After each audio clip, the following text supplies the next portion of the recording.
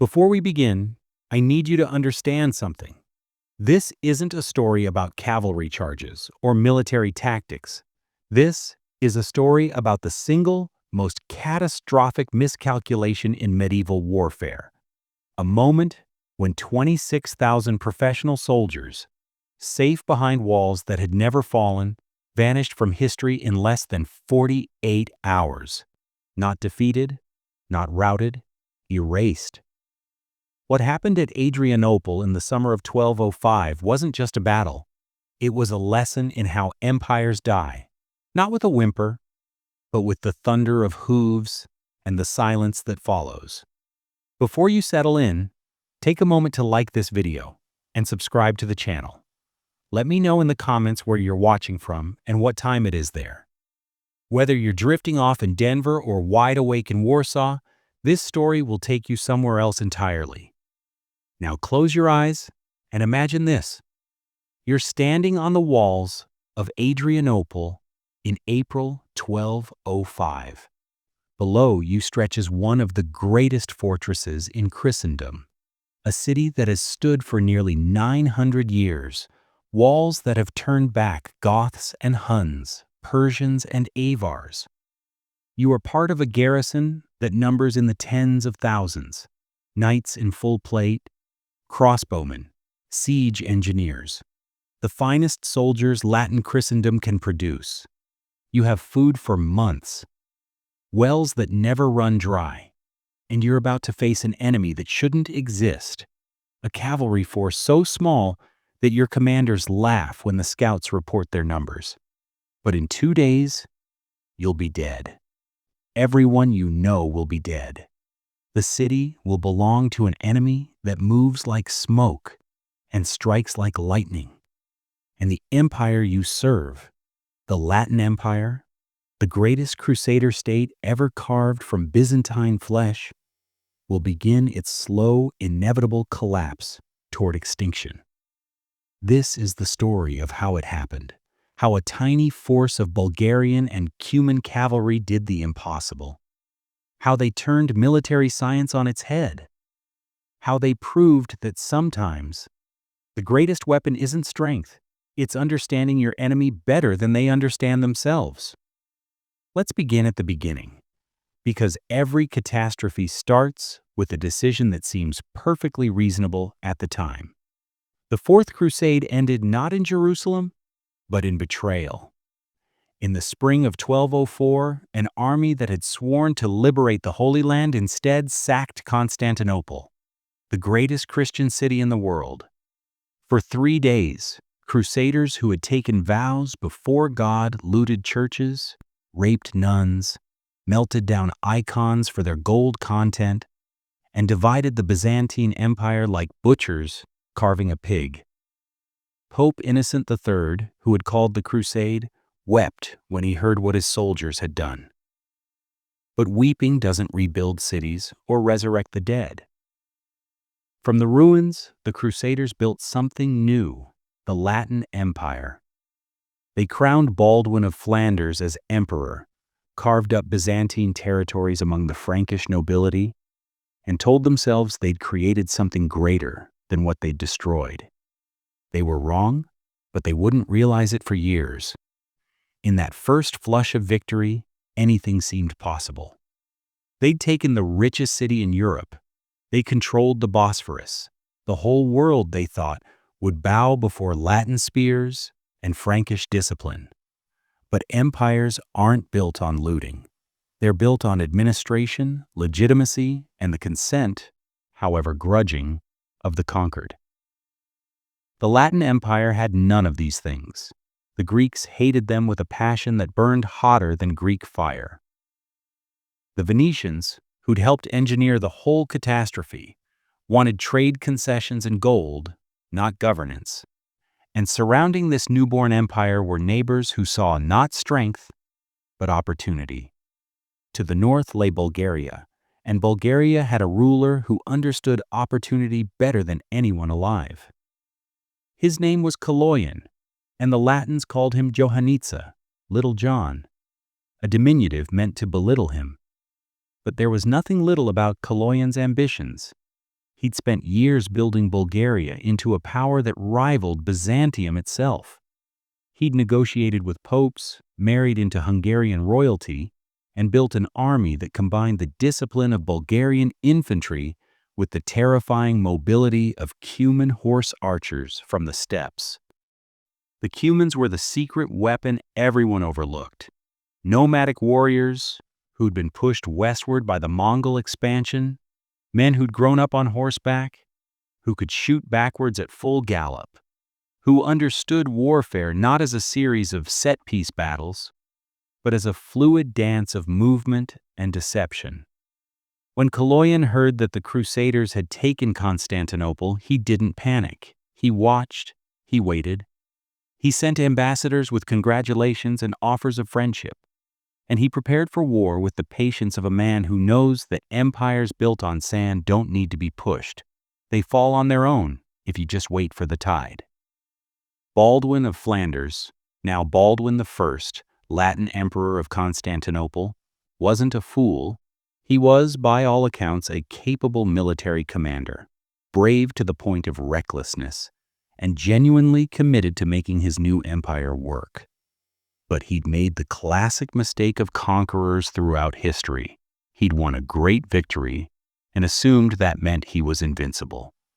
When Bulgarian envoys came to Constantinople asking for concessions, for recognition, for the return of captured territories, Baldwin dismissed them with contempt. Bulgaria, he said, would bow to the Latin Empire or be destroyed. Kaloyan smiled when he heard this and sent his ambassadors home. Then he unleashed the Cumans.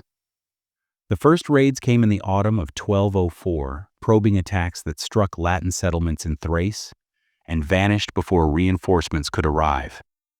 Villages burned, supply columns disappeared, isolated garrisons woke to find themselves surrounded by riders who appeared from nowhere and evaporated like morning mist.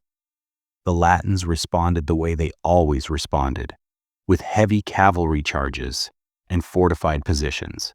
But you can't charge what you can't catch, and fortifications don't help when your enemy simply rides around them. By spring of 1205, Baldwin had had enough.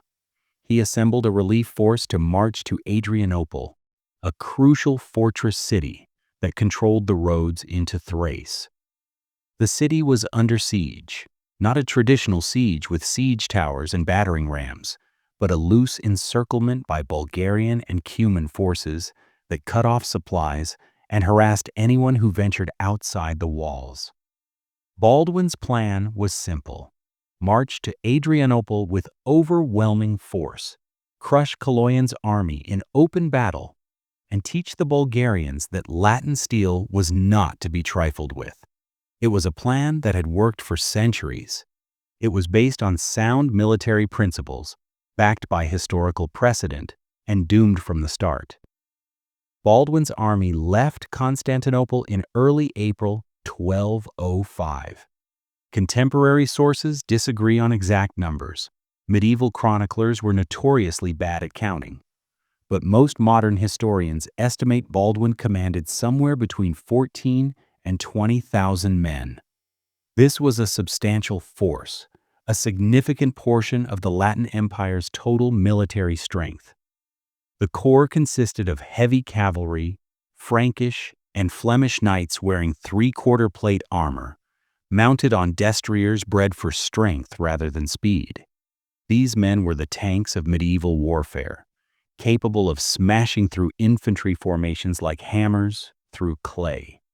Supporting the knights were crossbowmen, mostly Italian and Catalan, men who could reload and fire their weapons with mechanical precision. Crossbows were the great equalizer of medieval warfare. A peasant with 3 weeks of training could kill a knight with 30 years of experience. The Crusaders knew this, which was why they brought thousands of them.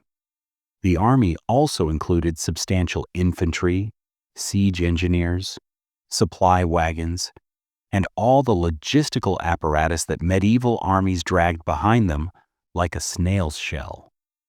They moved slowly, perhaps 15 miles a day when the roads were good, less when they weren't. But they moved with confidence, because everyone in that army knew what happened when Frankish cavalry hit enemy lines.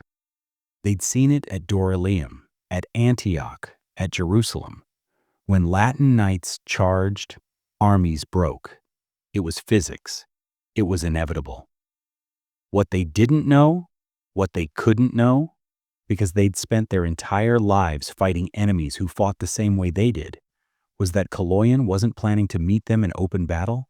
He was planning to make them irrelevant. The Cuman cavalry that formed the core of Kaloyan's striking force numbered perhaps 8,000 to 10,000 riders. These weren't the massive destriers. The Cumans understood warfare as a contest of survival, efficiency, and victory by any means necessary. Honor was what you told stories about after you'd already won. Courage was useful, but stupidity got you killed.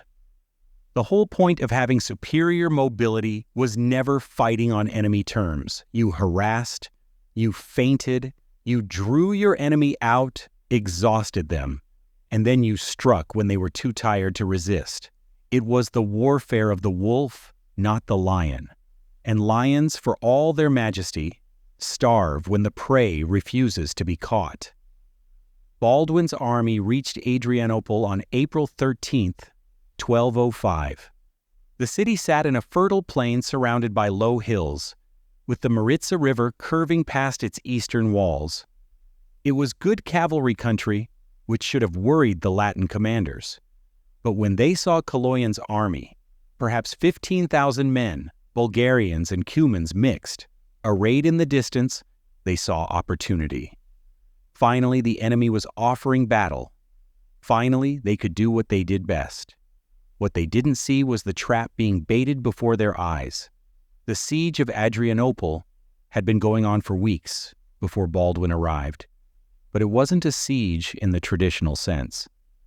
Kaloyan's forces hadn't built siege towers or dug trenches. They'd simply encircled the city at a distance, cutting off supplies and waiting.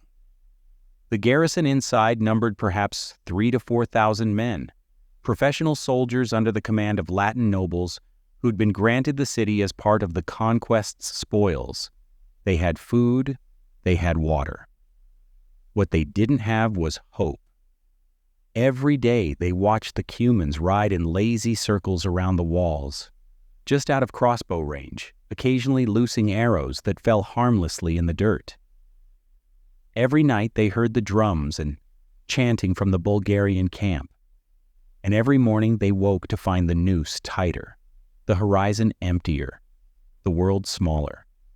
When Baldwin's army appeared on the hills to the south, the garrison erupted in celebration. Relief had come. The empire had not abandoned them. God clearly was on their side. Baldwin established his camp south of the city and immediately sent emissaries to Kaloyan, demanding he withdraw. The emissaries returned with a message that should have set off alarm bells. Kaloyan would withdraw, but only if Baldwin granted him safe passage and recognized Bulgarian territorial claims. This was the moment. This was when an experienced Byzantine commander would have recognized the pattern, an enemy seeking battle on his own terms, offering retreat as bait. But Baldwin wasn't Byzantine, he was Frankish. And Frankish military culture didn't think in terms of strategic patience. You met your enemy. You defeated him. You took his land. Negotiation was for the weak. Baldwin rejected the offer and prepared for battle. On the morning of April 14th, Kaloyan's army began to withdraw. Not in rout, not in panic, but in good order, units pulling back in sequence while the Cuman cavalry screened the movement. To Baldwin and his commanders, this was exactly what they'd hoped for.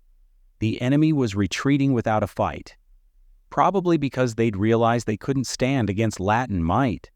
The decision was made instantly: pursue. Hit them while they're vulnerable.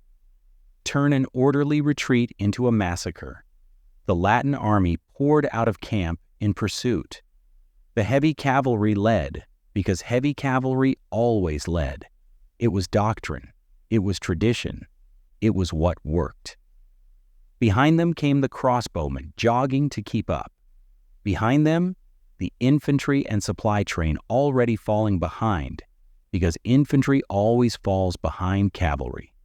The army stretched out like a snake, units losing cohesion as faster elements outpaced slower ones. Commanders focused on the enemy ahead rather than the forces beside and behind them. And Kaloyan's army kept retreating, mile after mile, staying just ahead of the Latin vanguard, never quite close enough to engage, but never far enough to lose. The Cumans would turn occasionally, loose a few volleys that clattered harmlessly off plate armor, then wheel away before the Frankish knights could close. It was frustrating. It was exhausting. It was perfect. By midday, Baldwin's army was strung out over 3 miles of countryside. The vanguard, eager for glory, had pushed far ahead. The center was trying to keep up. The rear guard was nowhere to be seen, and Kaloyan's forces, which had been retreating in apparent disorder, suddenly weren't retreating anymore. The Cumans struck the flanks first, erupting from hidden positions in the hills like hornets from a kicked nest. They didn't charge in for melee. That would be suicide against armored knights. They circled at a distance of 50 to 100 yards, just outside sword range, and they fired. Arrows came in sheets, thousands of them, a storm of steel-tipped wood that found every gap in armor, every vulnerable spot. Horses screamed and went down. Knights in full plate found themselves pinned under dying mounts, helpless as pincushions as arrows continued to fall. The Latin cavalry tried to charge, of course. That was what they knew. Knights spurred their destriers forward, lances leveled, aiming for the Cuman formations, but the Cumans simply scattered, peeling away in opposite directions, and the charge thundered through empty air. Before the knights could wheel around, because turning a war horse in full armor is not a quick process, the Cumans were already circling back, already firing again. It was like trying to fight smoke. Everywhere the Latins turned, there were enemies. Nowhere they struck did they find anyone to kill. Baldwin, in the vanguard, realized the danger too late. He tried to pull his forces back, to consolidate, to form the defensive formations that might weather the storm, but his army was too spread out, too committed to the pursuit. Units trying to retreat found themselves encircled. Crossbowmen, without cavalry protection, were ridden down by Bulgarian heavy cavalry that had been held in reserve specifically for this moment. The Latin infantry, still miles behind, heard the battle but couldn't reach it. They formed defensive squares and waited for an attack that never came, because Kaloyan didn't care about them. He cared about the knights, the elite, the irreplaceable core of Latin military power. The battle, if you can call a one-sided massacre a battle, lasted less than 3 hours. By mid-afternoon, the Latin vanguard was destroyed. Knights who'd survived the arrow storm and killed their attackers in close combat found themselves exhausted, surrounded, cut off from their own lines. Some surrendered. Most died where they stood, because retreating in full armor across open country while pursued by mounted archers is not a survivable proposition. Baldwin himself fought with the courage everyone attributed to him. When his horse was killed, he fought on foot. When his bodyguard was cut down, he fought alone. Contemporary accounts from both sides describe him swinging his sword with both hands, killing several Cumans before being overwhelmed by sheer numbers. He was captured alive, dragged from the field in chains, and taken to Kaloyan's camp. He would die in captivity 3 months later under circumstances that remain disputed. Some sources say he was tortured. Others say he was executed. Some Byzantine chroniclers, with characteristic dark humor, claimed Kaloyan had his skull turned into a drinking cup. We'll never know for certain. What we know is that Baldwin, the first Latin emperor of Constantinople, disappeared into Bulgarian captivity and never emerged. But Baldwin's fate, horrific as it was, pales beside what happened next. Because the real catastrophe wasn't the destruction of the relief army.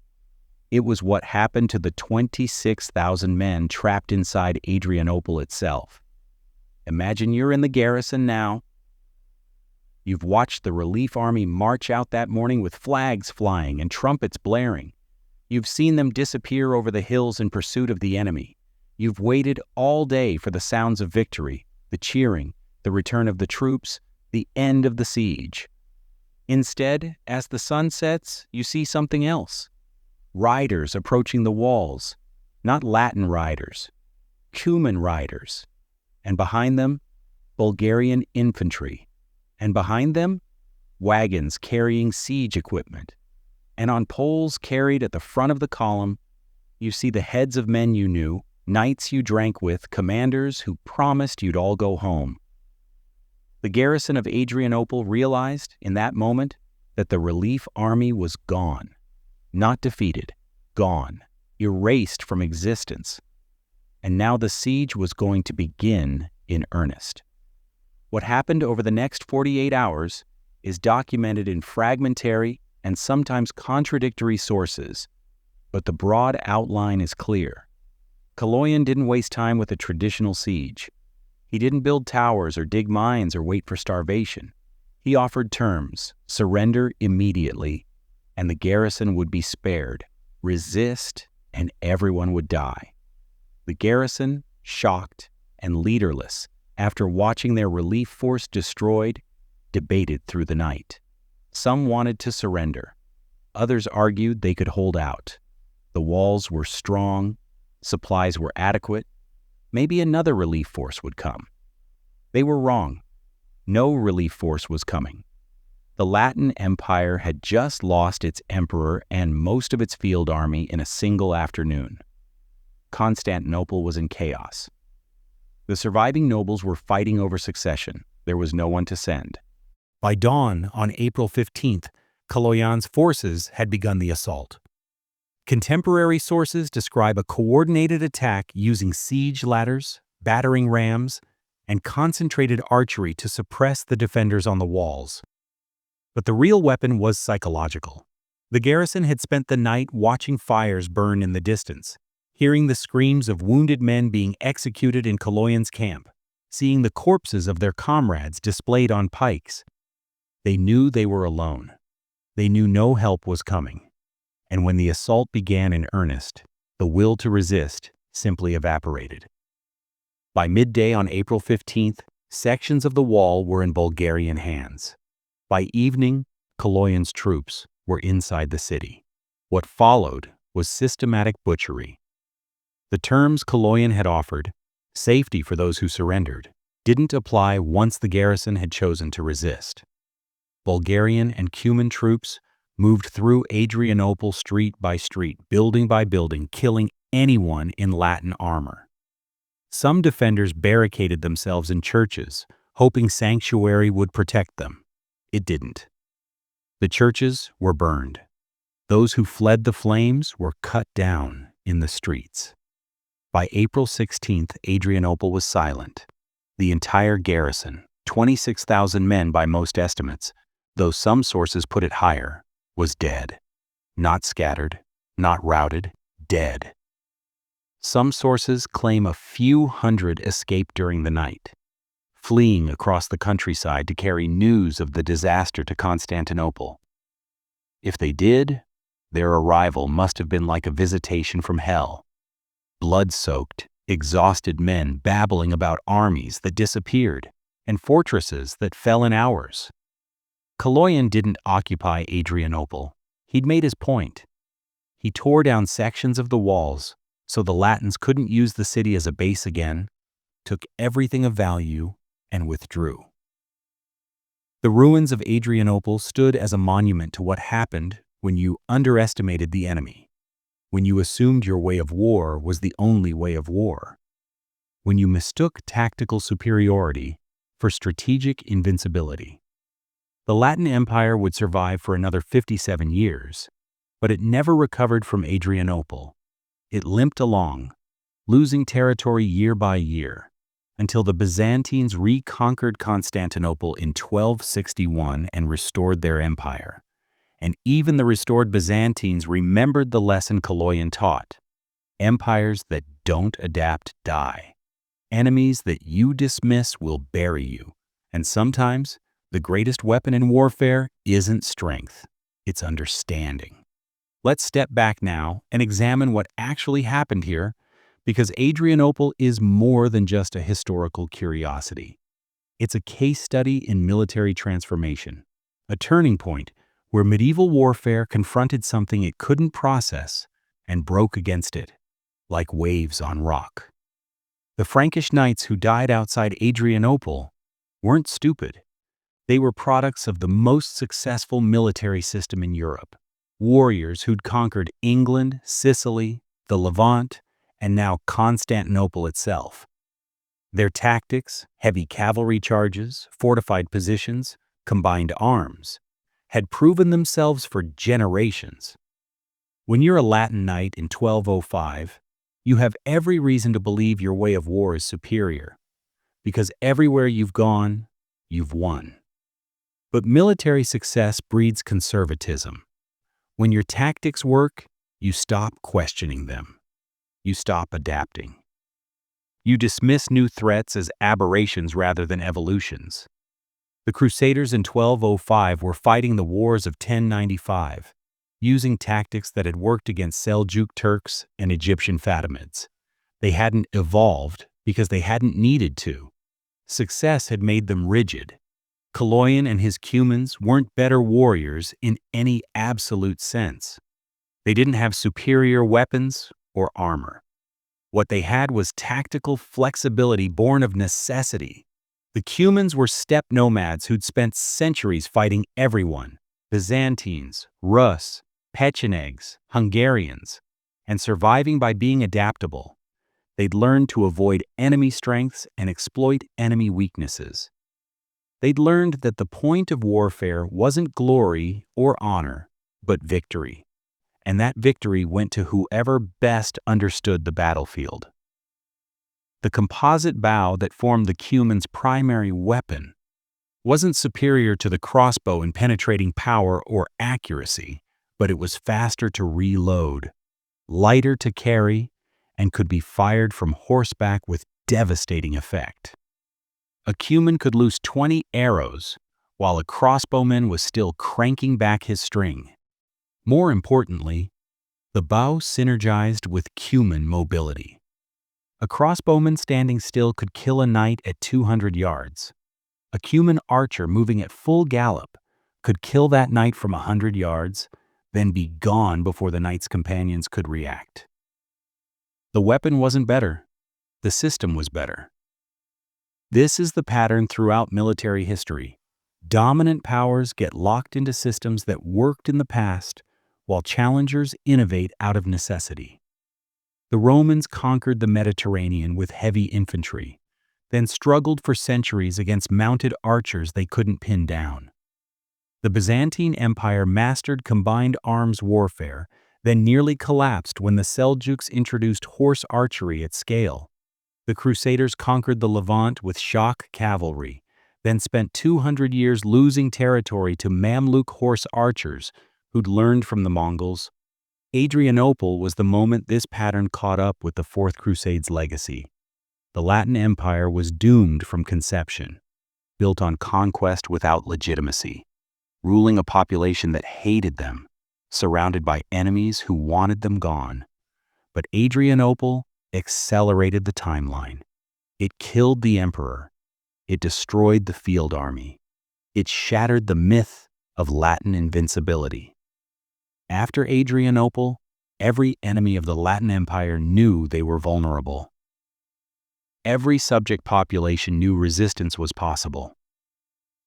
The empire spent the rest of its existence in defensive crouch, bleeding territory, losing battles, watching its frontiers contract year by year until there was nothing left. And here's the deepest irony. The Byzantines, when they reconquered Constantinople in 1261, had learned the lesson the Latins never did. They incorporated horse archers into their armies. They adopted more fluid tactics. They stopped assuming that heavy cavalry would solve every problem. The restored Byzantine Empire was weaker than its pre-1204 incarnation in almost every way.